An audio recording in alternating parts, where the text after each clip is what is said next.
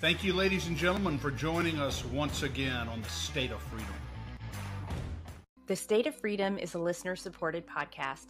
We're committed to pursuing the truth about policymaking, decisions, and situations in Louisiana and at the national level that stand to impact our freedoms. Please become a monthly supporter of the State of Freedom at freedomstate.us as we continue to expand the voice of liberty across Louisiana and beyond. Lux Lion is an online boutique that showcases gorgeous, handcrafted jewelry and accessories from highly skilled African designers. If you've been thinking about making a purchase from Lux Lion, there's no better time than now. I'm running a holiday special while supplies last. Use promo code THANKFUL30 for 30% off your purchase. Welcome to the State of Freedom, everybody, where we are grounded in faith in the Constitution and we are committed to giving voice to the truth, living with courage, and taking action. And as Chris was reminding me just before we came on the show, now the #1 conservative political podcast in the state. And that's been running, Chris, for about, 6 months? Absolutely. Yeah. And your briefcase is not yet getting heavy, Danielle. I don't mind carrying it. Thank you. I appreciate that. Very gentlemanly of you. Well, it is Tuesday, December 9th. It's 10 a.m. Central, and I am Danielle Walker. I'm joined by my friend and co-host, the watchdog in chief of Louisiana Citizen Advocacy Group, Chris Alexander, and we are coming to you live on Voice of the People USA TV and radio network on Rumble, X, YouTube, and Facebook. And as always, you can catch us later on our audio only platforms as well, like Spotify and Apple Podcast. Joining us today is a longtime friend of the show. Let me bring him up. And a tremendous advocate for veterans, Mark Lucas. Y'all will remember him in his previous role as executive vice president of the Article 3 project. And Mark, since it's been a little while, I'm going to give you a proper introduction. Prior to his role at the Article 3 project, he was executive director of Concerned Veterans for America. Mark was an infantry officer in the Iowa Army National Guard, and as a graduate of the U.S. Army Ranger School, he was awarded the Combat Infantry Badge and Bronze Star Medal in Afghanistan during the deadliest year of Operation Enduring Freedom. He also deployed to South Korea during the height of tensions with North Korea, and if I recall, you volunteered for that, Mark. And this year, he launched an advocacy group that we are proudly supporting and working with, Veteran Action. Welcome to the show, Mark. Good morning, guys, and congratulations on being the top political conservative podcast in Louisiana. Very well deserved. And I think you guys have a really important politician that lives in Louisiana. So that's quite the state. One or two? Yes. Last time I checked. Yes. He's still here, Mark. And a new football coach. I hear that's been making a lot of news. And I a hear new all football that coach. up here in Iowa, football too. Coach, absolutely. And in the minds of most Louisiana citizens, for better or for worse, those two issues are equally important. I'm not sure that they should be, but they are. And yes, indeed, we do have. And we need one. We need one for sure. Well, y'all don't want to get me started on that topic. I'm just going to leave that over here for another day. But Chris, when it's just me and you, we can have a long rant about the money that can be found for coaches that can't be found for other things. Well said. Yeah. All right. Well, before we get all irritated and upset, let me read the scripture of the day. It is Luke chapter 14, and it is verses 16 to 24. It's a parable. I'm just going to read the whole thing. It's Jesus replied with this parable. There was a man who invited many to join him in a great feast. When the day for the feast arrived, the host instructed his servant to notify all the invited guests and tell them, "Come, for everything is now ready for you." But one by one, they all made excuses. One said, "I can't come. I just bought some property and I'm obligated to go and look it over." Another said, "Please accept my regrets, for I just purchased 5 teams of oxen and I need to make sure they can pull the plow." Another one said, "I can't come because I just got married." The servant reported back to the host and told him all of their excuses. So the master became angry and said to his servant, "Go at once throughout the city and invite anyone you find, the poor, the blind, the disabled, the hurting, and the lonely, and invite them to my banquet." When the servant returned to his master, he said, "Sir, I have done what you've asked, but there's still room for more. So the master told him, all right, go out again, and this time bring them all back with you. Persuade the beggars on the streets, the outcasts, even the homeless. Urgently insist that they come in and enjoy the feast so that my house will be full. I say to you all, the one who receives an invitation to the feast with me and makes excuses will never enjoy my banquet. And this is a parable about being invited into faith in the Lord Jesus. And a few things struck me about it this morning. First, it's such an honor and an undeserved privilege to be invited into the kingdom of God. And Jesus told us that no one can come to the kingdom, no one can come to the Father except through him. He's the only way.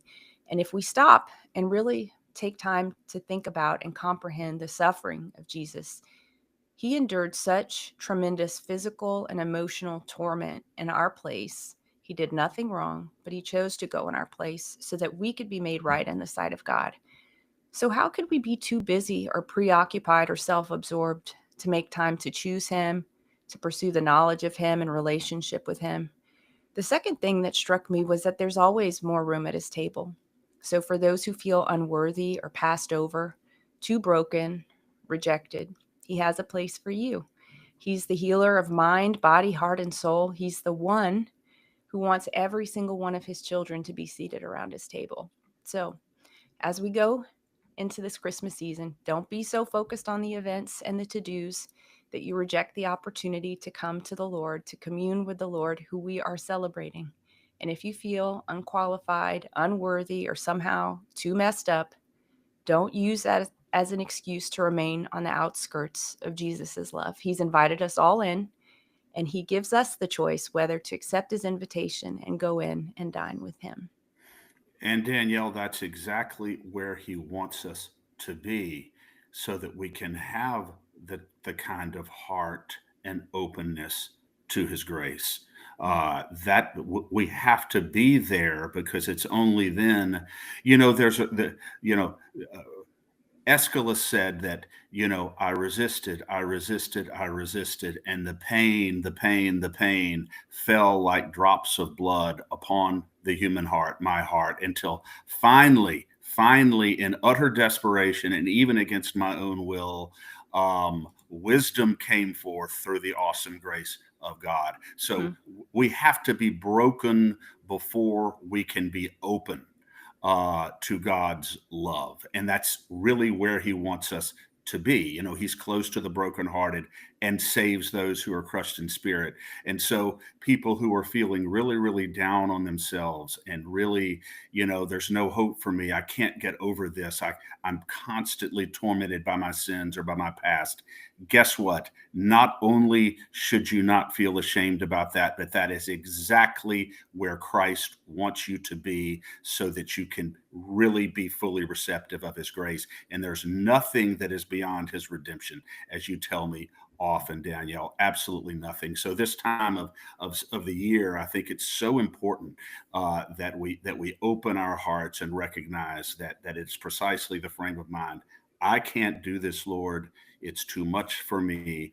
I have to have you. And you just surrender unconditionally to him. And that's where wisdom and grace comes in. And I think Mark, as a believing Christian, understands that. And on a practical level, when we do that, not only do we finally find grace and peace in the Lord, but it's interesting that it makes everything else we do in life that much more effective, that much more joyful, recognizing that ultimately everything really is in his hands, regardless of the results of anything. Everything is his. And I know that's the way Mark approaches things, which is why every time he comes on this show, he is a picture of enthusiasm and eagerness and tenacity, which is what I love about you, Mark. So thank you for being here with us today. And it's just always a pleasure. I don't know whether it's your second or third time on, but we love having you on the State of Freedom, sir.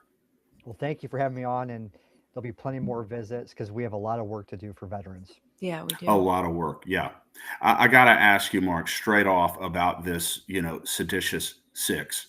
You have these 6 national representatives, a few senators, a few congressmen who do this video on November 18th and I can't figure out exactly what precipitated it. They certainly don't say in the video what precipitated it, but they're basically saying, well, this is just a reminder to all the soldiers and military guys out there that you have an obligation to refuse to follow unlawful orders.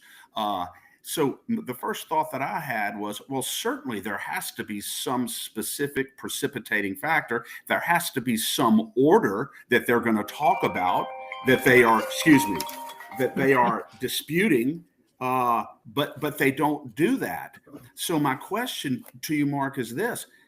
It seems to me that this is a veiled invitation to general mutiny, and it seems extraordinarily dangerous to have powerful figures like this telling people you must refuse unlawful orders, you have to refuse don't give up the ship, but they cite no examples. Do you find that pretty alarming that they would do that? I remember when that video first came out, and I thought it was one of the most dangerous videos we could see recorded from members of Congress, because it's very clear that they wanted to build a wedge between military officers and the commander-in-chief and Secretary of War Pete Hegseth.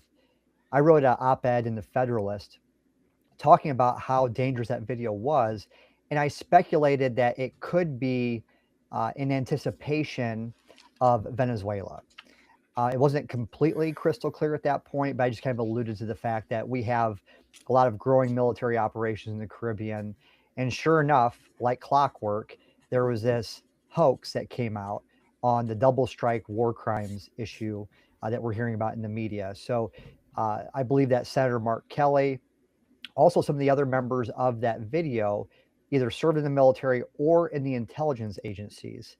And it's no coincidence that the person that published that video was a Michigan senator who was a CIA officer. So they know how to build propaganda videos.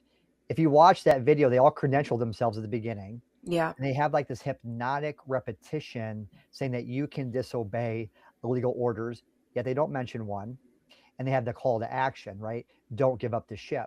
But when they were pressed, even on friendly mainstream media sources like the Sunday morning talk shows, they could not identify a specific illegal order issued by President Trump. And if you look at all of the lawfare that's been occurring under President's second term, it hasn't stopped after the election. You see these radical leftist judges who are challenging President Trump's orders. And over 90% of those challenges, those TROs, have been overturned by the Supreme Court of the United States, which is very hard to do, to have that high of a success rate. So you're seeing that, no, President Trump has no issue with illegal orders, but we do have a problem with sedition. And that's why I've encouraged President Trump, Secretary of War Hegseth, and members of Congress to investigate Senator Mark Kelly, who's a retiree of the Navy, bring him back on the active duty, court-martial him, and let's have an investigation. But also for those others who don't qualify for a UCMJ investigation, let's haul them in front of Congress for hearings. I know a lot of the grassroots are saying, Mark, I'm tired of hearings. I want arrests. But if you look at a lot of the crimes that are being prosecuted right now, they started with perjury in front of a congressional hearing. That's right. So let's keep the pressure on these Democrats. Let's use every legal, political, and financial means to hold to account, because that's what they did to President Trump. And what we're trying to do is prosecute real crimes. You know, President Trump back in 2024, you guys remember this. He had an unprecedented and a republic-ending type of lawfare campaign waged against them. They tried to charge him with non-crimes and throw him in prison for the rest of his life. They tried to kick him illegally off of the ballot. And when all of those things failed, they underfunded his Secret Service detail, which ultimately almost got him shot on live TV. Yeah. And that lawfare has not stopped. Just because President Trump won, it doesn't mean, hey, the Democrats are going to give up. No, they continue to wage this lawfare. And that's what we're seeing with the Seditious Six video. They want to obstruct President Trump's agenda. A duly elected president that won with a mandate. He won every consequential swing state. He won the popular vote. And what he's doing against the narco-terrorists are very popular with the American people. but these Democrats are going to try to undermine him every step of the way. Yeah. And I believe Secretary Hegseth has launched an investigation into Mark Kelly specifically. I think that he gave a 2-week time period for that investigation, or initial investigation, to be conducted. So I guess we should be seeing the results of that maybe by early next week or something. But on the point, Mark, of President Trump, as we were rewatching that video this morning, Chris and I couldn't help but think about President Trump, who simply encouraged people to peacefully and lawfully protest at the Capitol on January 6th, and all of those legislators who came out, Chuck Schumer, our own Bill Cassidy, and accused Trump of inciting an insurrection. How does this square with what they're saying? Because to me, if there's even a rumbling or a hint of mutiny within ranks, these people need to be completely rounded up, and I think there's a lot of ground to go after them for that. This is a real insurgency, and that's what's being waged by members of Congress. And what that video was, it was a wink and a nod to radical members of the military. Yeah. By saying, hey, if you disobey your commander in chief, if you don't follow orders, we have your back. And if we win, Democrats, if they win the 2026 midterms, then they know that they will be cleared, right? And what we saw, during COVID-19, for instance, those are the same type of radical members in uniform that Senator Mark Kelly is trying to activate, because that was a true unlawful order, the COVID-19 vaccine mandate. And a lot of us in uniform at the time were openly discussing that, right? And that was pretty crystal clear, I believe, that it was an unlawful order. And therefore, a lot of us refused the vaccine, and we were punished for it. People were kicked out because of that vaccine mandate. So that video is trying to capitalize on the fact that there's been a lot of radicals that have infiltrated the military, and a wink and a nod again to let those guys be activated.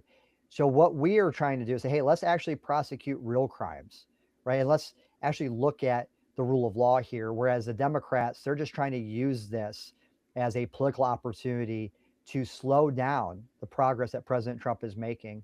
I'll make one other point. Barack Obama committed a ton of drone strikes. And one of those drone strikes was an extrajudicial drone strike that killed 2 American citizens. And one of those citizens was a 16-year-old boy. So if Democrats want to play this game, let's start pulling the archive footage of President Obama's drone strikes. Let's start looking at what Democrats were doing under multiple administrations, including Joe Biden. Republicans have to get smart. Yeah. And they got to quit falling for the traps and the diversions and the distractions of the Democrat Party. Go on offense. Go after Senator Mark Kelly. Go after Mark Milley, the former chairman of the Joint Chiefs of Staff. Go after Lloyd Austin, the former Secretary of Defense. Let's charge these guys with the real crimes they committed and quit falling for the Democrats' games. And Mark, you mentioned the word insurgency. Do you feel, are we in the middle of a color revolution, as some like General Flynn are saying? I believe so. I mean, there's been a long-standing infiltration of all of our institutions in America. They have this Marxist ideology. They don't love America. They want to undermine the American people. They want to undermine our elections. They want to undermine our educational institutions and teach our children that America is bad. This has been a long-standing problem. And it makes sense, because the enemies of the United States, they do not want to challenge our military head-to-head. Right. So the best way to undermine the United States of America is to do it from within. Yeah. That's so true, Mark. So back to this video.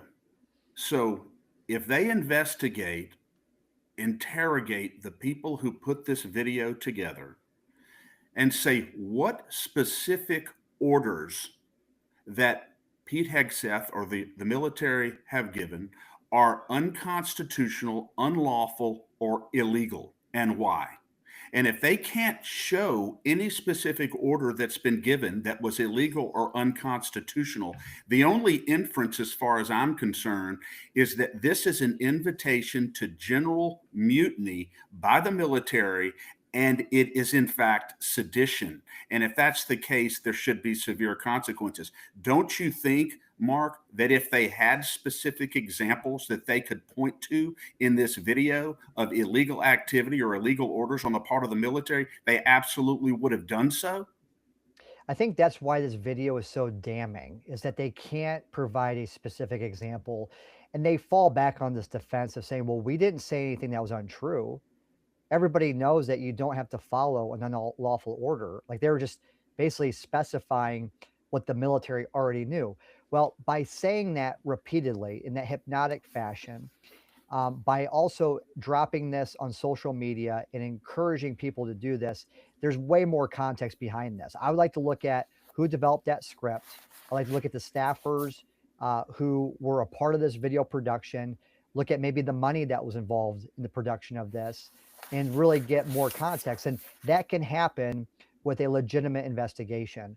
Right now, it's just being litigated in the mainstream media and on social media, where these guys are saying, well, now Slotkin, the Michigan senator, is saying that she's been receiving tons of complaints of people that are saying, I'm following orders I think may be unlawful.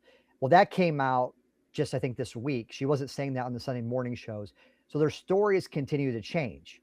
Well, Republicans, like I said before, get smart, get tough, haul them in under oath. Let's get answers to this. Let's have an investigation. Because what they're trying to do is they're trying to undermine the military chain of command. They're trying to introduce confusion into our ranks. And I can tell you, as a member of the military that served overseas, you do not want to have any confusion with orders given. And I had to follow lawful orders that may have been tactically questionable, that almost got me and my men killed, but that was a lawful order. I had to follow it. If I ever doubted it in front of my men, that just creates a whole host of issues. Exactly. So they know exactly what they're doing, and they need to be held to account. And what is the statement, Mark, in the video that the Trump administration is pitting the military against the American people? And that is in the video. That is a specific statement in the video. I mean, can you imagine, how this could affect a soldier, even a soldier who's in a critical combat situation and he has it in the back of his head, I don't even know if what I'm doing is legal or not. That potentially could create the sort of hesitation, psychological confusion that gets men killed.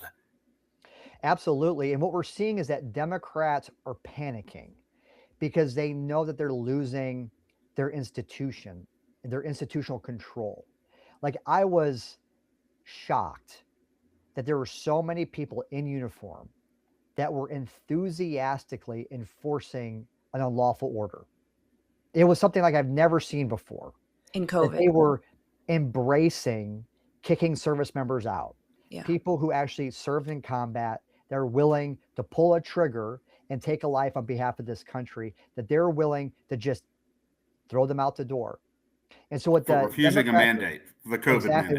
With the COVID-19 mandate, and what the Democrats are seeing is they're losing operational control. Pete Hegseth and President Trump have conducted a historical recruitment and retention drive in our military.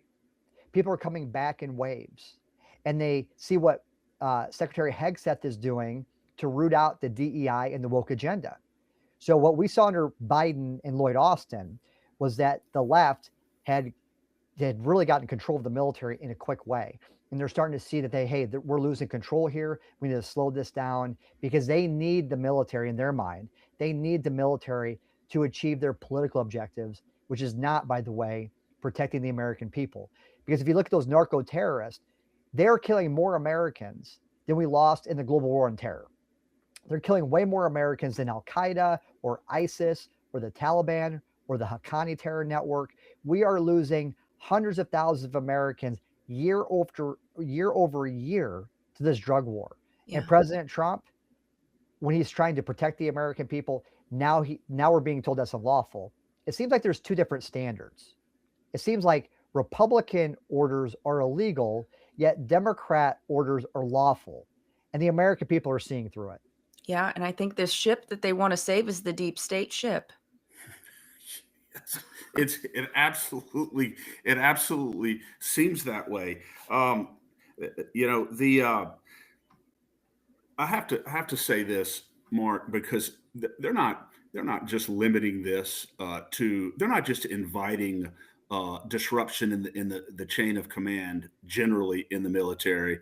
I've read things here and there about they're also beginning to attack Pete Hegseth personally. Once again, regarding his background, some of the struggles that he has had, and it's amazing how they never mention that he's won 2 Bronze Stars. They never mention the fact that he's a decorated war hero who carries the very same scars of war that many others carry.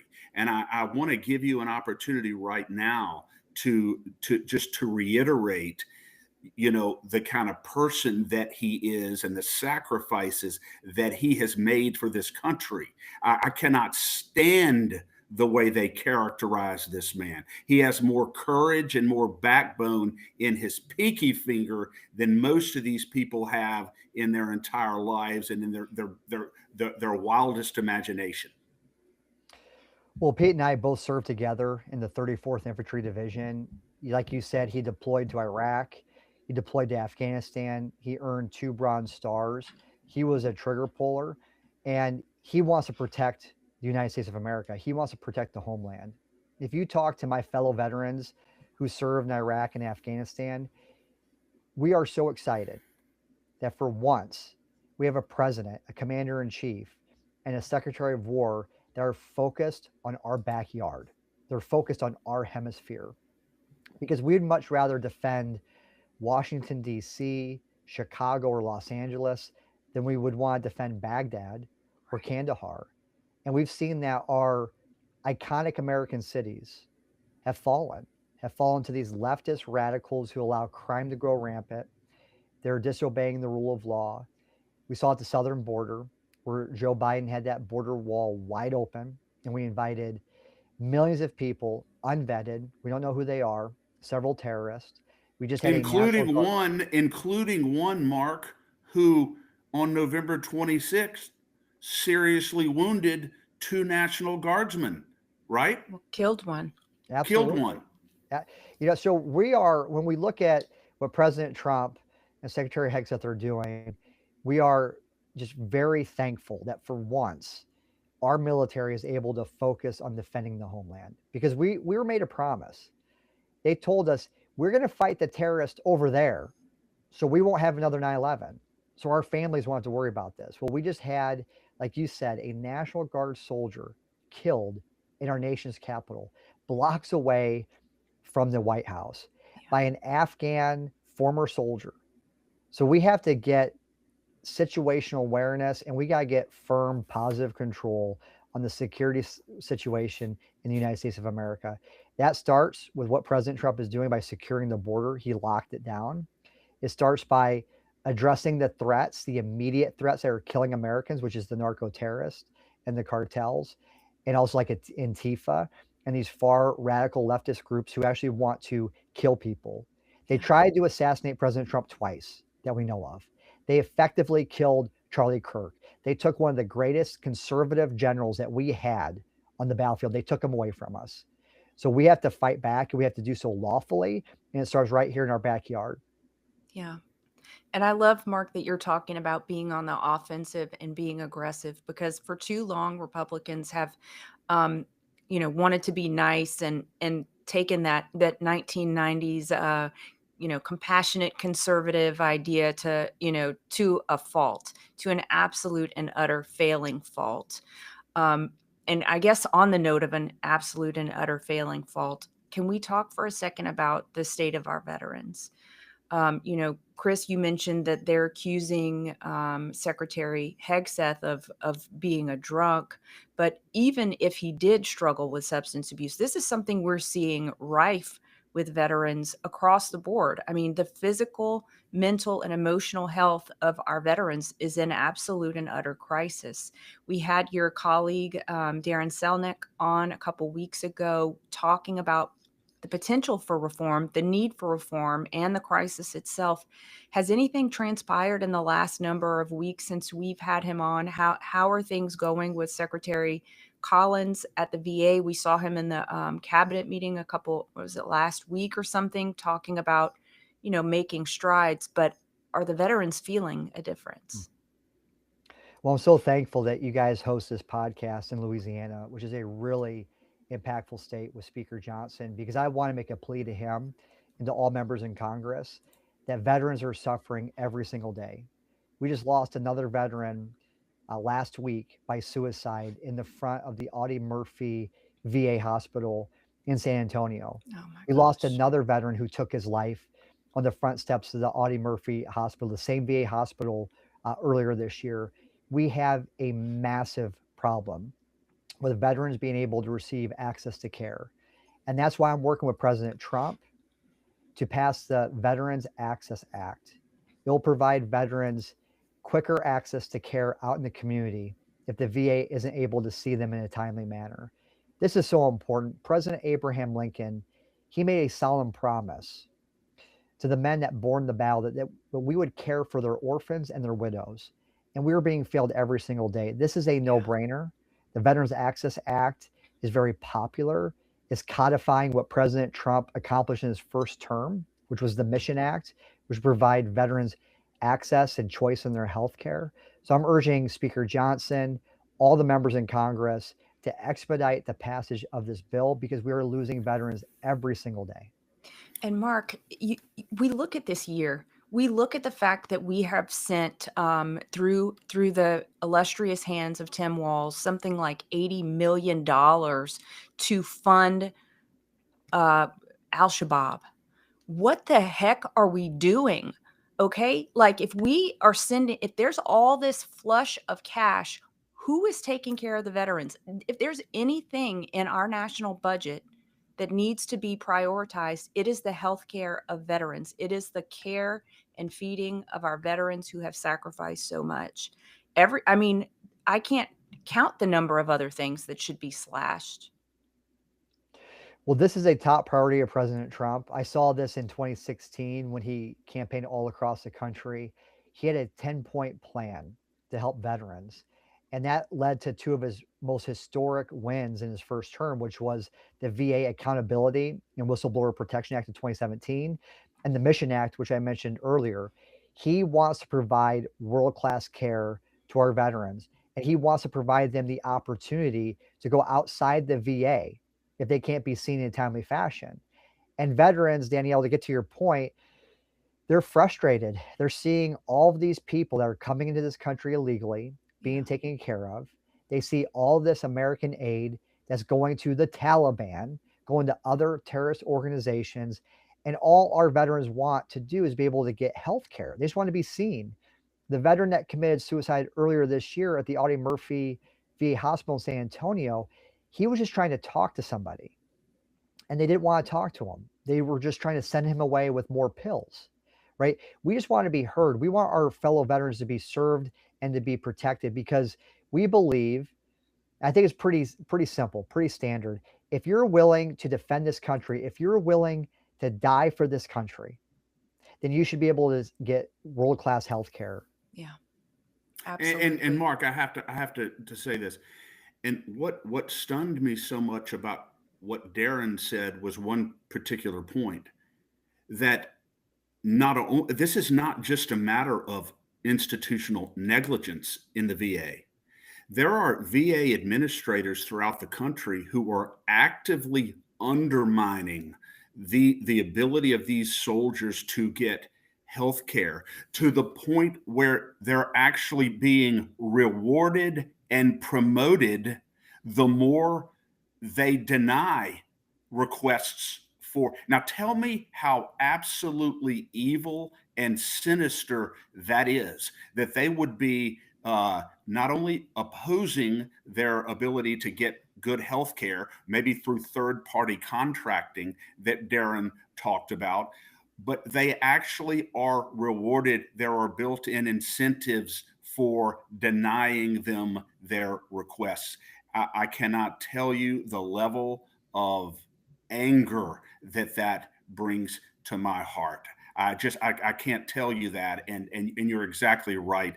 These soldiers should be treated with elevated respect everywhere they go, and yet they're being treated with just the opposite, with utter disdain. Would you care to speculate, Mark? Because I asked Darren the same question. Why is it? Why is it that the very institution that is supposed to be easing the burden of our military warriors would be actually actively undermining their ability to get care? Where does that come from? It would shock people to know just how dark the Department of Veterans Affairs really is. I moved to DC in 2016 after Trump was elected, and I took over a group called Concerned Veterans for America. And I was working with the White House and members of Congress to pass the VA Accountability and Whistleblower Protection Act. All the bill was to hold bad VA employees accountable, like the ones that you're talking about, who allowed veterans to die on secret wait lists, like we saw with the VA waitlist scandal down in Phoenix, Arizona, which made national news. We just want to be able to hold them accountable and have them be fired. We also want to protect whistleblowers, right? Those good VA employees who saw what was going on and wanted to be able to come forward and blow the whistle on these people. And I could not believe how bad the VA was. It was one of the darkest, most murkiest parts of the swamp. It's also one of the largest federal bureaucracies we have in Washington. They have more employees than the Army has soldiers. It's unbelievable. So I think we have to take it to the next level, Chris. I'll break a little bit of news here. I have been talking with members of Congress about how to add criminal liability to a VA employee who allows a veteran to die. Excellent. Because they tried to block their access to care in the community. We are seeing VA bureaucrats. I'm not talking about the nurses and the doctors, the people in the front lines who are doing great work.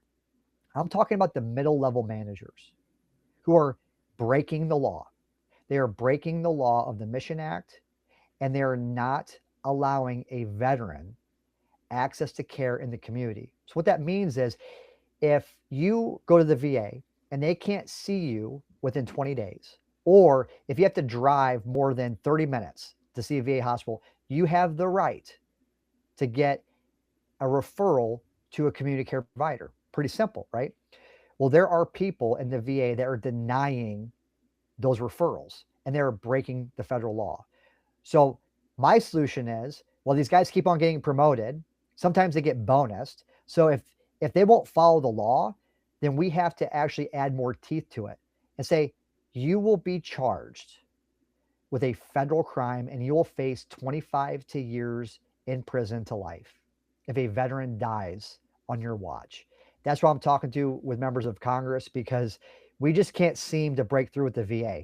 These guys, they're unaccountable. They feel untouchable, and the Democrats protect them because they are a large federal workforce that is unionized, and they want to protect their bureaucracy. I made a note here. You guys won't believe this. There's a book written by Philip Longman that's called Best Care Anywhere: Why VA Healthcare Would Work Better for Everyone. So what they're trying to do is not just provide inadequate healthcare to our veterans. The VA is the opportunity for the left to prove out government-run healthcare, and they want to export it to the rest of the US population. That's what this is all about. They need to protect their turf, their jobs, their facilities, as for an ideological purpose, which is not aligned with President Lincoln. It's not aligned with the mission of the VA that's stamped on the front of the building that says they care for the men who bore the battle and they care for their widow and their spouse. No, they want political control. But Mark, I want to ask more specifically, because I want you to try to give me an answer on this if you can.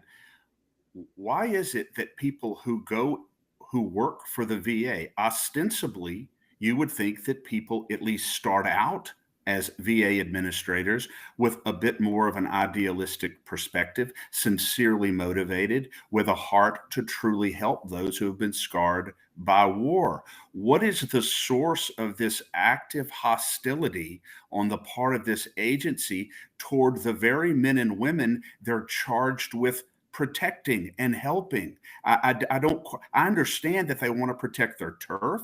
I understand they want their bureaucracy. What I'm asking you about is, where does this hostility come from? That's a tough question to answer because they're trying to protect their turf. We know that for sure. We know that community care provides an existential threat to their job, right? Because if veterans continue to go out in the community, guess what that introduces? Competition. Yeah. And the VA, they don't feel like they can compete. Now we do see that it's not just the VA. Also, like Chris, you'll see the same type of ideological leaning in the IRS, for instance. Like Lois Lerner, she did not need an order from President Obama to investigate all of these conservative nonprofits. She just did it. These Marxists just know the playbook.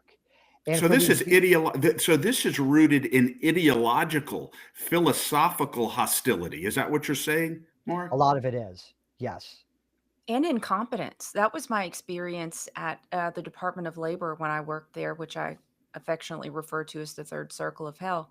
It the bureaucrats there were so ineffective that anyone who came in with a single idea or any shred of energy to do something different, to make life easier on people, you will be attacked. You will be mercilessly attacked as an intern.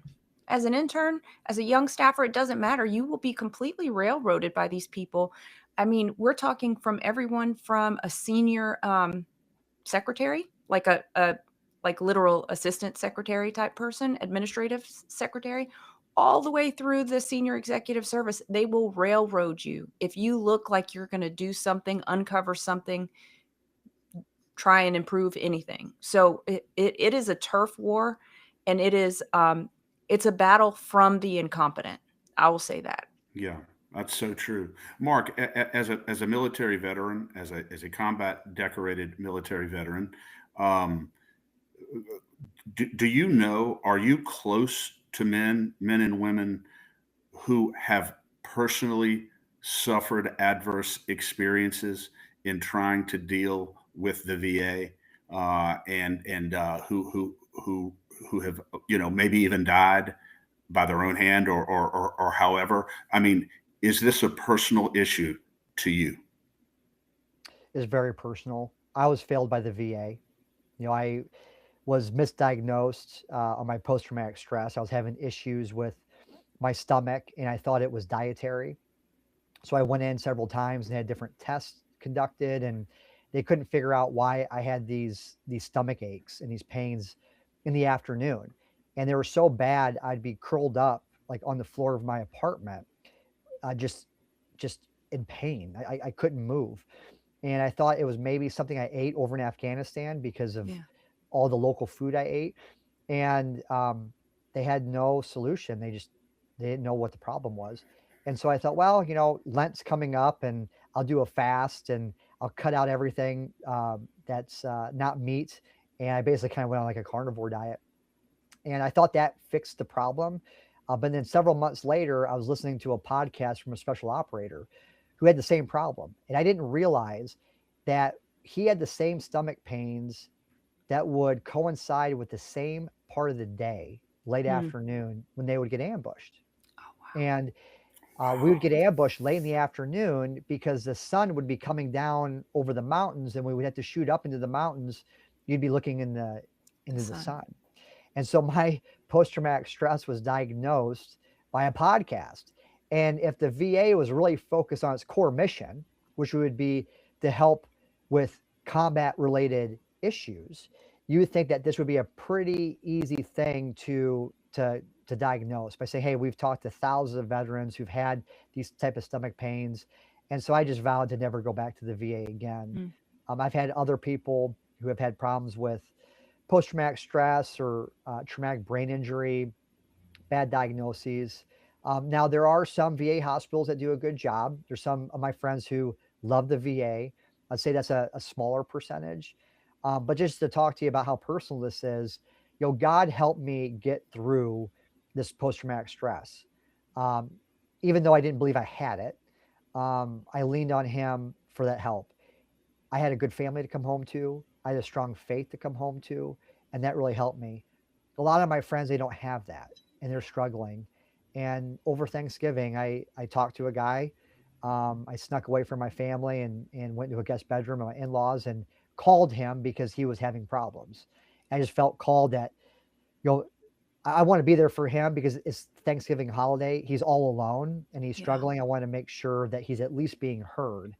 And you just hear these stories over and over again that these guys were willing to give up everything for America and they feel like their country's failing them. So this is How very much, personal. Mark? Yes, and Mark, how that's so powerful to me, and thank you for sharing, your personal story there. How much of this suffering that they're going through do you think stems from sort of the general indifference apart from the trauma that they suffered, which is clinical, I'm sure, but how much of it stems from what appears to be sort of the indifference to the sacrifice that they paid? I mean, if I go and pay almost the ultimate sacrifice for my country and see things that nobody should have to see and do things that nobody should have to do, and then come home to a grateful populace and a grateful country, a grateful nation, I can assure you that that would be a great balm for my wounds to know that I'm walking and I'm being nurtured and encouraged and appreciated. It seems like the indifference is probably a huge, just the indifference that they receive is probably a huge part of their problem, apart from the actual scars they suffered. Is a huge part of the problem. And there's a lot of anecdotal evidence with veterans who commit suicide on the grounds of a VA hospital to send a message. Yeah. And think about this. This is a person or people who they're lonely, they're in despair. They go to the VA to try to get help and they don't get help. And that just adds to their despair. And that's one of the driving causes for suicide. Again, I don't have statistics on this, but anecdotally, I believe that the VA has been a major driver of veteran suicide because they do not listen and care for our veterans. Yeah. Is Doug Collins fully aware? Do you think Darren suggested that maybe I can't remember exactly what he said, but he suggested that maybe there is a communications issue, and maybe Secretary Collins is not fully and completely aware of just how grave the problem is, and maybe it has to do with the fact that we need more whistleblower protections. Maybe a lot of people are afraid to talk or whatever, but do you think that the secretary is generally aware of the gravity of this situation as you've described it? I do, but also there are people that are professional bureaucrats, what we call career employees within these departments, who are very good at not sharing information and of trying to act like an ally, but then hold back and not provide the full story. So I do know that Congressman or VA Secretary Collins served as a member of Congress from the state of Georgia. I believe that he voted for both the Mission Act and the VA Accountability Act. And what we do need is Congress to step up and basically codify these access standards to really, it'll be a forcing mechanism that'll make it even more of a challenge for these VA bureaucrats to kind of go around the intent of the law, right? By codifying those access standards. But then the next step would be Senator Marsha Blackburn's bill, which would create full choice for the VA, for veterans to say, hey, I can go outside the VA whenever I want. But I do think that we are getting to a critical point. The midterms are next year. They're going to have a lot of people in Congress that are going to be not in Washington. They're going to be back in their district. We need to get the Veterans Access Act passed, get that into law, and start helping veterans right away. And right Yeah. now, we're in the holiday season. And as a military commander, this was a point of the year where we were always concerned about suicide because there's a lot of times where depression surges during the holidays, where there's family strife and problems or loneliness. Like right now is the time to really take care of our nation's veterans. Let's not just focus on veterans on Veterans Day or Memorial Day or on the 4th of July. Like, let's focus on them 360 days of the year, right? 365 days of the year. We need to protect these guys right now and offer them access to healthcare because, again, another suicide at a VA hospital last week. When's it going to stop? When's it going to stop? Yeah. Mark, how can people do their part to support veterans? Can they support Veteran Action? Are there other organizations that you would suggest they support, or even go into their own communities to support veterans directly during the holidays? Go to veteranaction.org. I built an action center that, like the same action center I built for the Article 3 project. And it allows you to call, email, and post your lawmakers on social media in less than 5 minutes. It's a very easy tool and effective. This was the tool that Mike Davis and I used to help confirm Trump's cabinet. People like Pete Hegseth and Kash Patel, where the mainstream media was saying these nominees are dead on arrival, we changed the politics. And we were able to do that because we had normal citizens take the time to call their lawmaker, to leave them a voicemail, or to talk to one of their representatives, to send an email and post on social media. So you can go to veteranaction.org, click on the Take Action button, and tell your lawmakers that they must pass the Veterans Access Act. Mark, one final question here on the criminal penalties. To me, just instinctively, I think that having very stiff criminal penalties for either for denying or impeding swift, efficient access to care by these military heroes, either by omission or commission, either by affirmative acts or by refusing to act. Either one, I think, could have a dramatically positive effect on this. Are there any bills pending now, or do you see any bills realistically on the horizon that specifically include criminal penalties for these administrators? My prediction is that you'll see a bill in 2026. That's great to hear. Great to Yeah. hear. Well, thank you for your personal service as well. Thank you for all you're doing. Please give our regards to Darren, and thank you for joining us today. And we're gonna do our part to continue to get this word out because it's a personal issue to me as well. My dad being a U.S. Marine and being very close to soldiers who have told me about their stories with the VA and some of the trauma. And I've noticed, Mark, that one of the reasons why I have such admiration for these men is that they don't go around, they don't have a psychology of victimhood. If anything, they're on the other extreme. They try so hard to carry it. They're men. They want to be strong men. They want to take care of their families, but they are broken inside by things that they can't explain, that they don't understand, and they just I love these guys. We wouldn't even, without people like you, Mark, we wouldn't even have the freedom to sit here, Danielle and I, and we talk about it all the time and exercise our First Amendment free speech without people like you. And yet the very people who are supposed to be taking care of them treat them like shit. And it is absolutely time for that to change in this country. It's got to change. And I really appreciate you and all your efforts. Well, thank you guys. Always love being on your show. It's great to see you, Mark. You have a wonderful afternoon, and Merry Christmas to you and your family. Merry Christmas. God bless. Chris, I just love his tenacity because he's left Washington, but he still has a heart for veterans. I believe he's still active duty with the National Guard. But I love that he is relentlessly going to hound this administration and the entire Congress until his battle buddies, until his brothers and sisters in arms get the kind of care that they deserve. And I think it's such a model for us in every aspect of life that we're advocating for right now, every aspect, because we need to be relentless.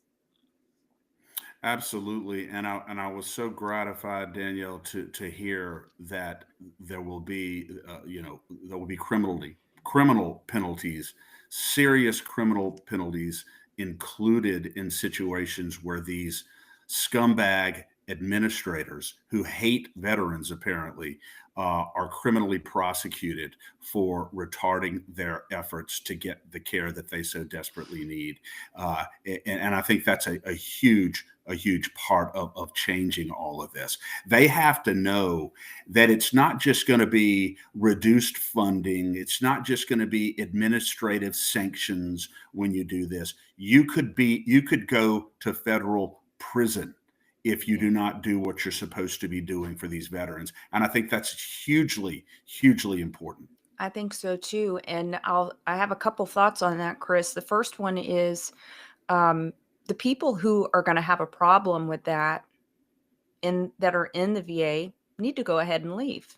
They should go ahead and get out of there because they know that they will face some kind of, potentially face some kind of criminal penalty. The other thing is, before that gets enacted, I feel like there's going to be some kind of objection to that, and the objection is going to be this: that we shouldn't put this kind of fear or stress, undue burden on these excuse me, on these administrators.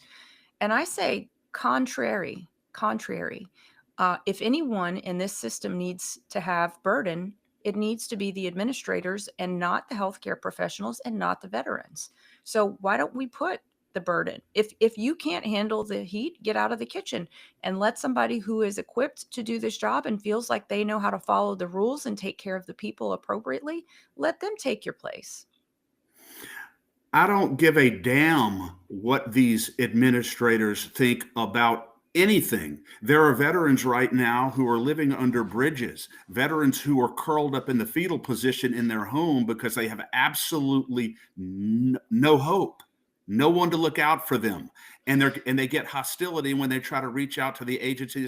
I don't give a rat's ass, excuse my language, what these administrators think, how they feel about anything. I don't care if they should feel pressure and they should feel stress to properly respond to the healthcare needs of our veterans. And you know why, Danielle? There is suspicion about, they created the suspicion that currently exists. Do you think you and I would be sitting here even having this conversation right now if there were not legitimate reasons and strong evidence to believe of how profoundly they are disserving our veterans? Yeah, The reason why the microscope is on them is because of their actions. that's right. They're the ones who dug their own hole here. And they're the ones, and I agree with you 100%. They should either leave now or understand that there's a strong prospect that you're going to end up in prison if you contribute to the death or the demise of a military veteran because of your incompetence or your hostility or your failure to do what you're supposed to be doing. And it has to be that way, Danielle. And I don't see it changing until these administrators understand that they could literally be criminally prosecuted and lose their freedom if they don't do what they're supposed to do. And I think Mark is so much on to something there. But I just can't. It's hard for me to understand that we live in a country like this. And I love our country. There are many great things about our country, but this is something that is so abysmal that our veterans would be treated this way. And Yeah. and it has to change. And I'm so glad Mark Lucas, as you said, he is going to be relentless on this. Yeah. Yep. And I'm proud that we will have the opportunity to support them. We want everyone to go to veteranaction.org and do the calls to action. Let your Congress members know that they absolutely have to support them. I think I think if we see any resistance from the Louisiana delegation, there will be a strong backlash. Oh, no question about it. And, Mark specifically mentioned that he needs strong input, strong push, strong support from Speaker Mike Johnson, Yeah. who is right here from our state, grew up where I grew up in Shreveport, Louisiana, and I can't think of any reason. If Speaker Mike Johnson were on our show right now, I can assure you, I mean, I'd be shocked if he didn't express support for every single thing that Mark told us today. Right. So let's move on it. Let's do what needs Yeah. to be done. I agree with you, Chris. Just a couple of announcements before we go. Tomorrow on For the Love of Freedom is a pre-recorded interview I did yesterday with Dr. Rich Ulrey, who's coming back, the minerals expert. Is a bit of a vulnerable episode for me because we reviewed the results from my hair analysis, and he's going to talk about all the metals that he found in my brain. So, yeah, pretty crazy.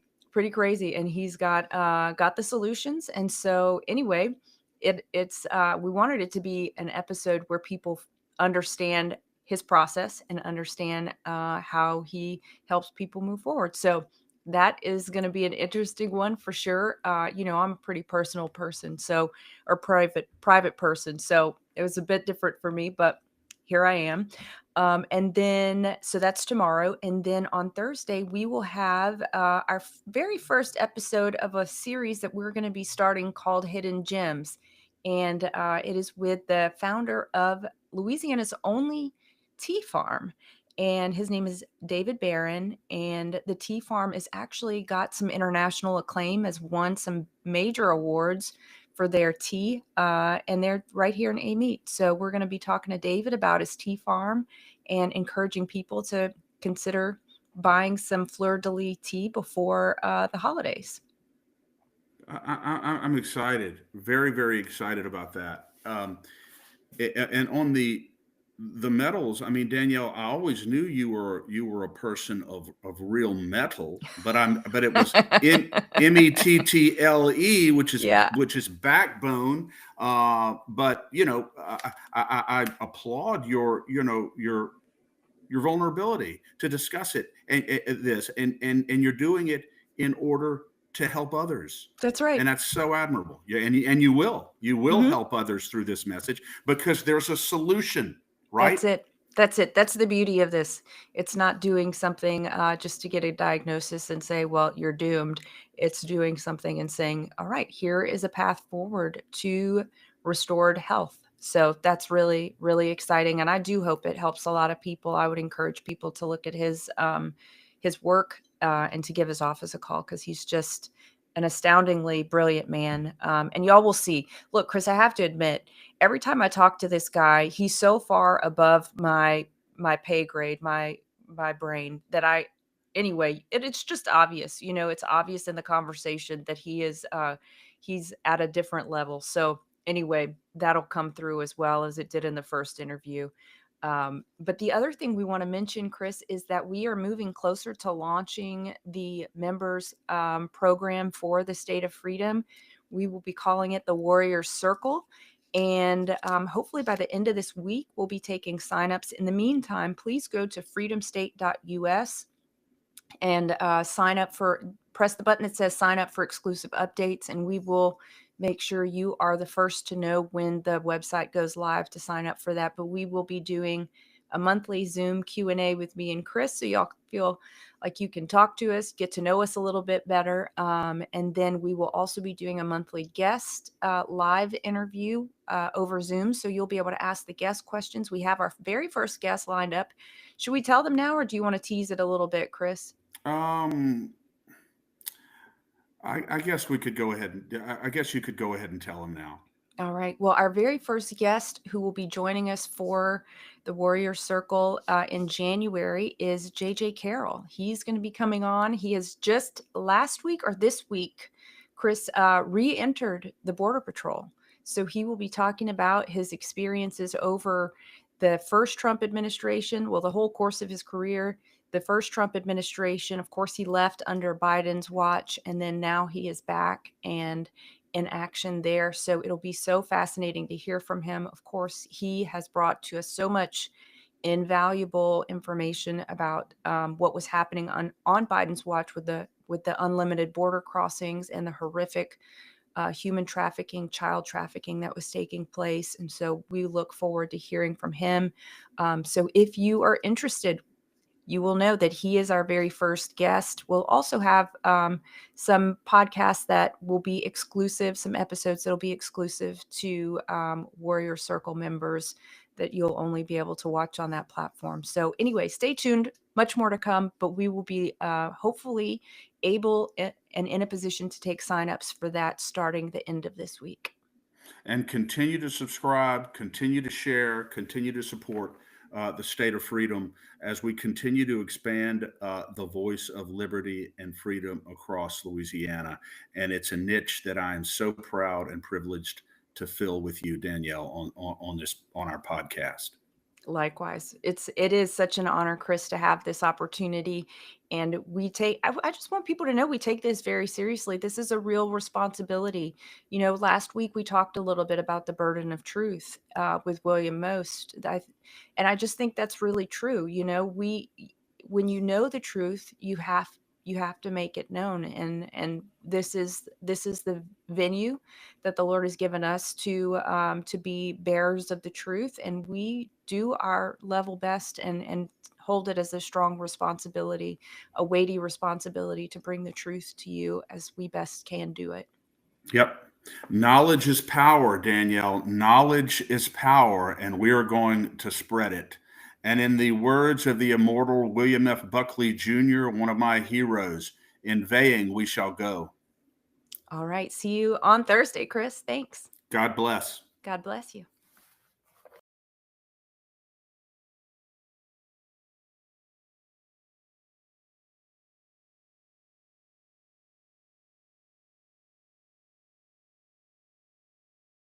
Meet the world's first living, full-spectrum, certified organic CBDA hemp extract. Ness's hemp oil was extracted from seed to bottle without chemicals, solvents, or heavy metals, and it surpasses world-class standards for purity.